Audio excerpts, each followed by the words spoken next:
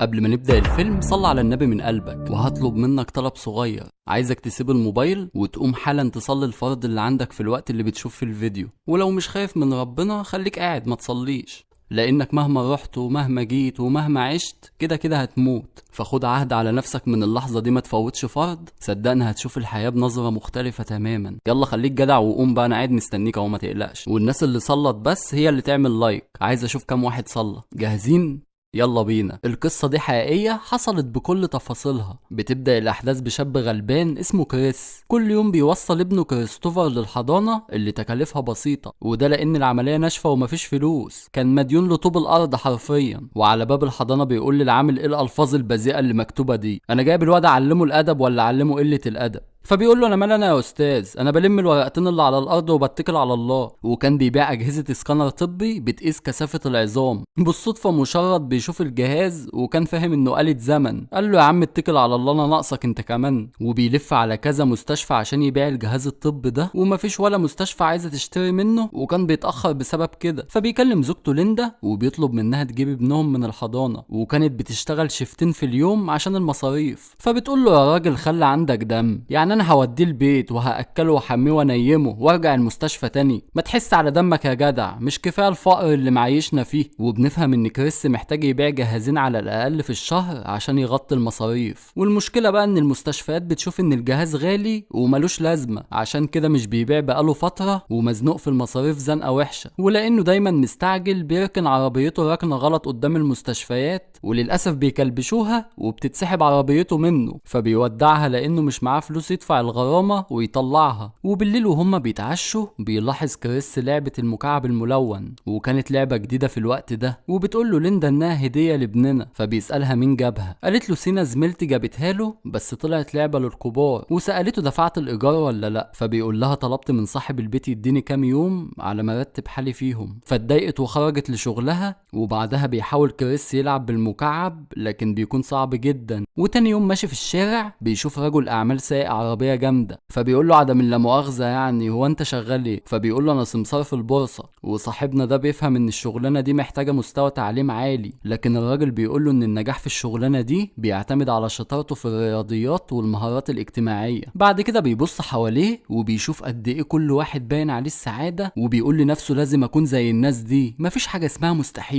وفي تاني يوم بيقول لزوجته انا هرجع البيت على الساعة 6 كده. قالت له ليه يا منيل كفالة الشر؟ فبيقول لها هقدم في البورصة وممكن ابقى سمسار. فبتقول له انت مالك مبسوط قوي كده؟ انت ليه محسسني انك هتبقى رائد فضاء؟ والنبي بس ما تنساش ان في شهرين ايجار ما اندفعوش، فوق من اللي انت فيه وسيبك من الكلام الفاضي ده. فبيزعق وبيقول لها انا بحاول عشان مين؟ ما هو عشانك انت وابنك. وتاني يوم بيوصل لشركة سمسرة عشان يقدم فيها، وبيضطر يسيب الجهاز الطبي مع مغنية في الشارع، وده لانه هيبقى شكله وحش لو دخل بيه. فبيدخل يقابل رئيس المكتب وبيوضح له انهم بيستلموا طلبات شغل كتيرة جدا، والناس بيملوا الطلبات دي وبعدين ببعتها على الشركة الام. واثناء ما بيتكلموا بيلاحظ كريس ان البنت بتهرب بالجهاز بتاعه، وده خلاه يسيب المكتب بسرعة ويجري وهو ماسك طلب العمل في ايده، وبيحاول يلحقها باي شكل لكن البنت اسرع منه، وشافها بتركب القطر وبتخلع منه. فبيرجع البيت وهو معاه طلب الشغل ومش قادر ينام بسبب الزعل، وعمال يلوم نفسه لانه ضيع الجهاز الغالي ده في وقت هو محتاج فيه الكل دولار. وتاني يوم قبل ما ليندا تروح شغلها طلبت من كريس يعمل المستحيل عشان يبيع اي جهاز من الاجهزة دي، لان مش حيلتهم غير 30 دولار بس. فبيوعدها انه مش هيرجع غير لما يبيعه. واثناء ما كان بيوصل ابنه للحضانة ابنه بيقول له انهم بيتفرجوا على مسلسلات تلفزيونية في الحضانة بدل ما ياخدوا دروس. فبيتضايق وبيقول للدادا انا جايبه يتعلم ولا جايبه سينما؟ فبتقول له انت بتكلمني كده ليه؟ وبعدين انت بقالك شهرين مش بتدفع اصلا، مش مكسوف من نفسك والنبي؟ لا وجاي تزعق لي كمان. بعد كده بيوصل للشركة الام عشان يقدم طلبه بطريقة مباشرة، وبيقابل جي رئيس الموارد البشرية في الشركة، بس كان مستعجل وما عندوش وقت. بعد كده شاف المغنية اللي سرقت الجهاز بتاعه وكان معاها صاحبها شايل الجهاز وبيجري بيه، فبياخد ديله في سنانه وبيفلق وراهم وهم بيخلعوا منه وبينطوا جوه اتوبيس. فبيدخل الاتوبيس والحمد لله بياخد الجهاز، وبيدخل على زوجته بالجهازين فبتقول له انت تطلع بواحد الصبح تدخل اخر اليوم باتنين، انت بتبيعهم ولا بتشتريهم؟ بصراحة بقى انا جبت اخر من العيشة الزفت دي، صدقني لو فضلت كده انا هسيب البيت وهمشي. وكان جايب لابنه كرة سلة هدية عشان يفرحه، وبيحكي لزوجته اللي حصل معاه وبيوعدها ان كل حاجة هتبقى احسن، لكنها مش بتصدقه وبتقول له انت كل مرة تقول لي الكلمتين دول. بيعدي شهر وبيوصل الشركة بيلاقي جاي، فبيفكروا بطلب الشغل اللي قدمه له من شهر فات، لكنه بيعتذر وبيقول له انا عندي مشوار حالا. فبيسأله انت رايح فين؟ ولما بيقول له على المكان اللي رايحه بيقول له ايه الصدفة الجميلة دي، انا رايح لنفس المكان، لازم نركب سوا بقى. وكدب عليه عشان يركب معاه ويحاول يقنعه بنفسه. وفي الطريق بيفضل يتكلم عن حياته، لكن جاي بيكون مشغول ومركز في لعبة المكعب الملون. وقتها كريس بيعرض عليه انه يحل اللعبة عشان يلفت انتباهه، فبيديها له وكان مش مصدق انه هيحلها اصلا، لانه فضل اسابيع يحاول يحل فيها مش عارف. وسواق التاكسي كان بيسمعهم وماسك مكعب ملون هو كمان، وصاحبنا ده مركز جدا وبيحاول يحلها باي شكل. وفعلا قبل ما يوصلوا للمكان بيحل اللغز، وجاي والسواق بيكونوا مندهشين جدا. بعد كده بينزل جاي من التاكس، وبالتالي كريس اللي هيدفع الاجرة لانه مكمل مع التاكس. وبيبص في محفظته بيلاقي $5 بس، وكان في ورطة لان مش معاه فلوس ومش عارف هيتصرف ازاي. واول ما العربية وقفت عند الاشارة بينزل يجري منها، لكن افتكر انه ساب الجهاز جواها، فبيرجع ياخده وبيزق السواق وبيخلع. والسواق فضل يجري وراه وبيقول له لازم اجيبك من قفاك يا سمارة. فبينزل جوه المترو وبيدخل القطر، لكن لسوء الحظ الباب بيقفل على ايده واضطر يرمي الجهاز على الرصيف. بعد كده بيتصل بليندا وبيتأسف انه مش هيقدر يجيب ابنهم من الحضانة، وبالتالي لازم تسيب الشفت بتاعها. فبتتعصب وبتقول له انا هسيب البيت خالص وهمشي، دي بقت عيشة تقرف. ولما بيوصل البيت بيكتشف انها خدت ابنها وسابت البيت فعلا. في اللحظة دي التليفون بيرن وبيكون جاي رئيس المكتب، وبيقول لكريس مبدئيا كده اخترتك من ضمن اللي هيعملوا اختبار للشغل، والاختبار هيكون يوم الاثنين الساعة 10، ولو اتأخرت دقيقة واحدة ما تلومش نفسك. وطلب منه يكتب رقم السكرتيرة بتاعته عشان يقدروا يتكلموا. قال له ثانية واحدة يا باشا، ثانية واحدة. بيبحث عن قلم، لكن ليندا خدت كل حاجة ومش بيكون قدامه حل غير انه يحفظ الرقم من اول مرة. وبعد ما قفل المكالمة نزل اقرب محل عشان يكتب الرقم بسرعة قبل ما ينساه. وقتها بيشوفه واحد صاحبه وبيفضل يزن على دماغه، فبيقول له اسكت خالص يا ابو كرش، انت ما اسمعش صوتك، هتنسيني الارقام منك لله. وبيعصر دماغه عشان يفتكر الارقام، والحمد لله بيكتبها. وبيقول لصاحبه فين $14 اللي عليك ياض؟ فبيقول له العمليه ناشفه والله يا عم كريس، هديهم لك في يوم تاني. وفي تاني يوم بيلحق ليندا وهي بتوصل ابنهم للحضانه، فبتقول له عايز مني ايه؟ ابعد عني. بيقول لها مش هتاخد ابني مني، عايزه تعيش لوحدك اتفضلي انا مش همنعك. ولما وصل البيت صاحب البيت طلب منه ايجار الشهرين اللي فاتوا، فبيقول له المبلغ مش معايا دلوقتي والله يا عم الحاج. قال له خلاص يا باشا لم حاجتك وسيب الشقه دي، ويا ريت تاخد بعضك وتمشي الصبح لان في نقاشين هيدهنوا الشقه. فبيقترح عليه يدهن الشقه بنفسه عشان ياخد اي قرشين يمشي حاله بيهم. صاحب الشقه قال له لو دهنتها هسيبك اسبوع كمان، يلا يا عم. وتاني يوم بدأ يدهن الحيطان، وفجأة سمع الباب بيخبط، واول ما فتح اتفاجئ باتنين من الشرطه طلبوا منه يجي القسم حالا، وده عشان يدفع مخالفه الركنه الغلط بتاعته. الضابط قال له لو دفعت هنطلعك بكره الساعه 9:30 الصبح. فبيقول له يا وقع طين ابوس ايدك مش هينفع، بكره عندي مقابله عمل الساعه 10. الضابط قال له مقابله عمل مقابله ما عملش، هتمشي بكره الساعه 9:30. فبيتصل بليندا وبيقول لها تبات مع ابنه الليله لانه هيتحبس في القسم. وبالفعل بيقضي الليله وحيد بين 4 حيطان، بس بيفضل يحفز نفسه ويقنع نفسه ان الدنيا هتحلو في يوم من الايام. وتاني يوم بيطلع جري من القسم عشان يلحق مقابلته، وطبعا مش معاه عربية ومش معاه فلوس يركب تاكس، وبيفضل يجري باللبس اللي هو لابسه لان مفيش وقت يغير هدومه. واول ما بيوصل بيكون محرج جدا من شكله، وبعد شوية بتنادى عليه السكرتيرة وكان قاعد في نص هدومه من الاحراج.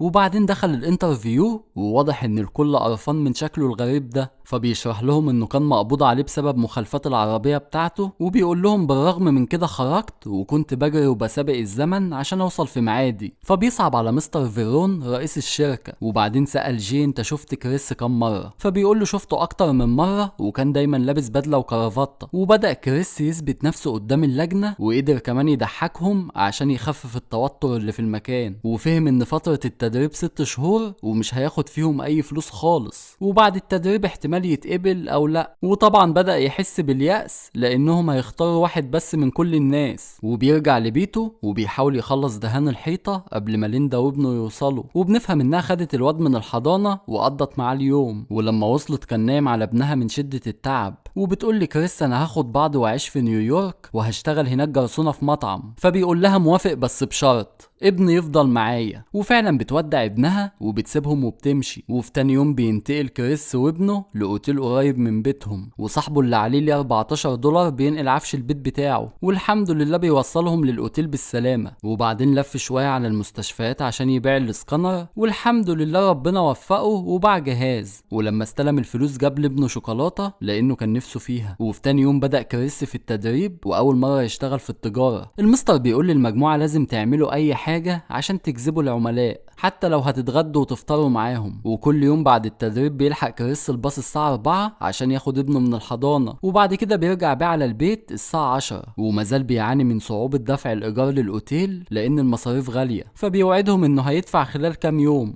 وبيعدي على صاحبه اللي عليه $14 وبيطلبهم منه. قال له أنت هتوجع دماغي $14 بتوعك، وبعدين أنا وصلتك الفندق بعربيتي، يعني مالكش فلوس عندي. ورزع الباب في وشه. وصاحبنا ده واقف بياكل في نفسه ومش عارف يعمل ايه. بعد كده قعد يتفرج على ابنه وهو بيلعب، وبالصدفة شاف الجهاز الطبي اللي وقعه في المحطة، فجري على المشرد وهو ماسكه وخده منه. فبيقول له سيب الجهاز يا عم، انا محتاج آلة الزمن دي عشان ارجع لايام الطفولة. قال له يا عم اتكل على الله، طفولة ايه، انا ناقصك انت كمان. وبسرعة راح يبيع الجهاز عشان يوفر اي فلوس، لكن اكتشف انه بايظ، والمستشفى وعدته انها هتاخده منه لو صلحه. بعد كده رجعوا للاوتيل فبيلاقوا كل حاجاتهم مرمية بره الأوضة. بيحاول يفتح الباب لكن بيكتشف ان المفاتيح اتغيرت، وابنه كان بيعيط وبدأ يتوسل لباباه عشان يفتح. فبيقول له معلش يا حبيبي هنشوف مكان تاني ننام فيه. ومشي بخيبة امل لحد ما وصل لبيت صاحبه اللي عليه $14، لكن الندل ما فتحش الباب، ولان مفيش خيارات تانية بيضطروا يقضوا الليلة في محطة القطر. وكان حزين على ابنه المسكين لان ملوش ذنب يتبهدل البهدلة دي. وبدأ يسلي ابنه ويقول له لو ضغطت على الزرار ده هننتقل لزمن الديناصورات. وبدأ يعيشه في الخيال أكنه هيستخبى في كهف الديناصورات، وبياخده وبيدخل الحمام على إن ده الكهف، وبيقضوا الليلة جوه. وبالفعل ضحك على ابنه لحد ما نام، لكن بيفضل يعيط من غير صوت على حاله ده، حتى العياط بيكتمه عشان ابنه ما يسمعش ويصحى. وحاسس إن الفترة دي أصعب فترة في حياته كلها، لأن مفيش حد وقف جنبه، حتى زوجته اتخلت عنه وسابته. وتاني يوم بيحاول يلاقي أوضة في بيت المشردين، لكن بيتفاجئ إن المكان مخصص للستات والأطفال بس. فبيوصل لملجأ خاص بالمشردين، وكانوا على وشك إنهم يتحرموا من الدخول، لكن من حسن الحظ بيوافق المسؤول إنه يدخلهم. وفعلا بينيم ابنه في مكان كويس، ومع إنه ملجأ للمشردين لكن أهون من إنه يبات في الحمامات. وأصبح الوقوف في طابور كل يوم قدام الملجأ روتين يومي لحياتهم، وكل يوم بيدخلوا أوضة مختلفة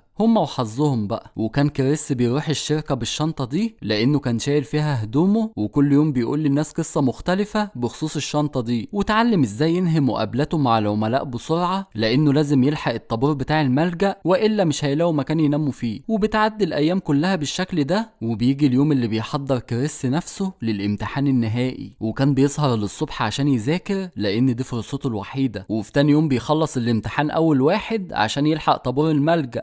تحت بيقابل رئيس الشركة خارج من التاكس وبيطلب منه فلوس لأنه نسي محفظته في المكتب، وبالرغم من فلوسه المحدودة بيديله $5. ولسوء حظه في اليوم ده اتأخر هو وابنه عن طابور الملجأ، وبكده لازم يلاقوا مكان تاني يباتوا فيه. ويعين اضطر انه يتبرع بالدم ويشتري بالفلوس اللي اخدها الجزء المكسور من الجهاز اللي باقي عنده. وبالليل بيلحق مكان في الملجأ وبيدخل ابنه ينيمه، وبيفضل طول الليل يصلح في الجهاز، والحمد لله بينجح في كده. وتاني يوم بيبيع الجهاز وبقى معاه فلوس تكفيه اسبوعين، وبيقول لابنه هبيتك الليلة في فندق، ابسط يا عم بس اعمل حسابك ليلة واحدة بس ها. وفعلا قضوا ليلة جميلة في فندق شيك وكانوا مبسوطين جدا. وفي تاني يوم بنشوف جي بيهني كريس في اخر يوم ليه في التدريب، وكان باين عليه متوتر لان نتيجة الاختبار هتظهر كمان ساعة. بعد كده بيبلغوه ان مستر فيرون عايزه، واول ما دخل مستر فيرون بيلاحظ انه لابس قميص جديد. كريس بيقول له انا لابسه عشان ده اخر يوم ليا في التدريب. فبيقول له مش اخر يوم ولا حاجة، عايز اشوفك بكرة بالقميص ده تاني، لان بكرة هيكون اول يوم ليك كموظف في الشركة. ومن فرحته دموعه نزلت وهو وهو بيسلم عليهم ومش عارف يقول لهم ايه. مستر فيرون بيطلع $5 وبيقول له دول بتوع التاكس، فبيطلع من المبنى واول مره في حياته يدوق طعم السعاده، لدرجه انه كان عايز ينط من الفرحه، وكانت اجمل لحظه في حياته. وبيوصل الحضانه وبيحضن ابنه جامد قوي، اخيرا نجح وبقى ليه مكانه في المجتمع. بتعدي السنين وبيأسس شركته الاستثماريه الخاصه بيه، وبنشوفه بيتمشى مع ابنه وبيستمتعوا بالحياه مع بعض. وسنه 2006 بيقدر يأمن صفقه بالملايين، وبالاصرار والعزيمه بيتحول من شخص فقير حياته صعبه لمليونير. وطبعا ما عبرش مراته، لان اللي اتخلى عنه وقت زنقته ما يستحقش يكون موجود وقت نجاحه. وما تنساش ان القصه حقيقيه حصلت بكل تفاصيلها. اشوفكوا الفيلم الجاي، واهم حاجه تدعوا لاخواتنا في فلسطين والسودان ولبنان.